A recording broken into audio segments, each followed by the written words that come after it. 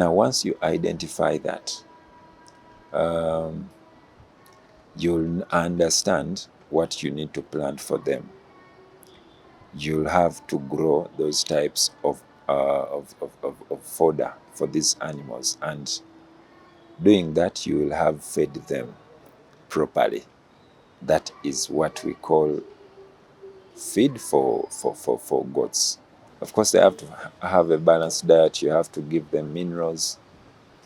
You have to give them carbohydrates. You can give them supplements that have carbohydrates in them. You can give them supplements that have a protein in them. There is maize bran. There are other concentrates that are made.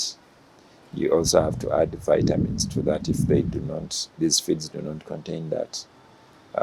Minerals, mineral blocks. Animals need minerals. They need water. That is very important. At the beginning of it all and at the end of it all, they have to have water 24/7. That is all about feeding. What we have to do now, we go to management. Management entails a lot of things. There is health management. There is productive management. There is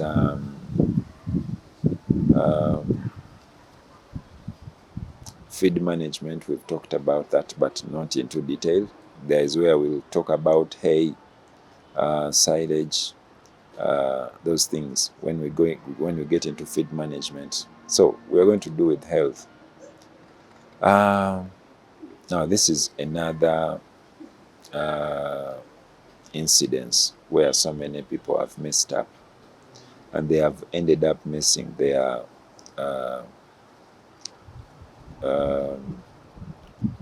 projects. How? Someone would ask me, how have they done so? Now, animals, like any other living thing, have life. And in so doing, you'll find it that, just like you, how you fall sick, how you have different diseases that you cannot manage by yourself, how you have so many different issues that you can't manage by yourself, animals have the same. They get so many problems. They fall sick. They're affected by worms. They have viral diseases that are incurable. They have diseases that are untreatable. They have diseases that are treatable. They are disturbed by pests. They are disturbed by parasites. Now, a combination of these things will affect animals on any other day once you get into animal farming. However, it takes a person who is understanding, who has knowledge about these things, who has an idea about what is happening to the animals, to correct them, to make sure they live a good life. This is where I urge most of you who are starting, all of you that are having time to spend into animal rearing, or are having funds to waste into animal rearing. Okay, not to waste, to invest into animal rearing. First of all, before you do anything, before you've even purchased the land, have yourself a professional. Have yourself someone that has an idea about animal farming. There are so many on the internet. I've seen so many on the internet talk about these things, and a lot of them are misleading people. A lot of them have selfish interest. A lot of them have so many issues when they're talking about these things. So be careful. Listen to a person that you are seeking information from. Understand if they know what you want to invest in. Then you can look out for them. Give them your idea what you want to do. Because animal farming businesses start from where you want to rear them from. I've had a friend of mine, is a lawyer. He was a client, but is a friend now. He one day called me. He told me, yeah, I want to take you to my place where I want to do goat farming. You look at the place and advise me. So we took time and visited the area. He had a big plan of investing in animals, goats specifically, and he even had some of them there. Upon reaching the land, part of it, the biggest percentage of this land was in a swamp. About 4-5 acres, but about 4.5 acres were in a swamp. The other half was on a raised piece. And upon looking at this site, I realized that the site cannot even support growth of shrubs or any trees that would be used as feed for goats.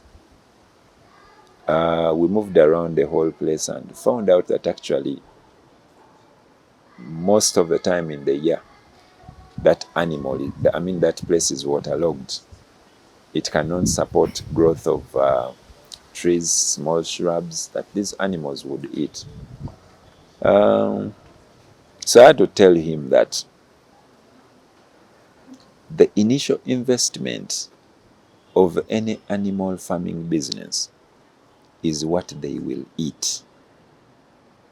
That is what you have to think of first before you buy the animals. You do not buy the animals and then you think of what they have to eat. That is what most Ugandans do. You do not have to do that. Look at the place where you are, assess it, have a professional help you assess that place. Find out what it can support to grow. There are lands that can support growth of plenty of shrubs. There are lands that cannot support growth of these shrubs, like you'll see in our footage.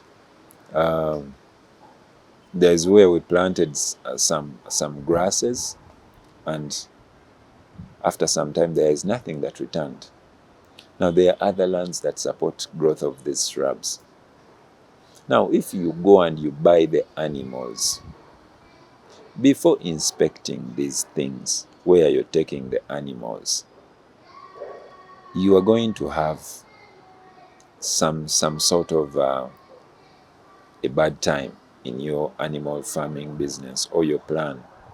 And actually you're going to lose a lot, because I normally tell people, like a friend of mine, Amisi, says, animals are just machines that cut the grass, cut pastures, cut shrubs to eat. And once they eat, they take them inside and convert them into muscles. Now, the end result of conversion into muscles is the meat that they will take to the abattoirs to be slaughtered and distributed to give you money. You understand? So there is no way you are going to first buy animals and then you think of their food.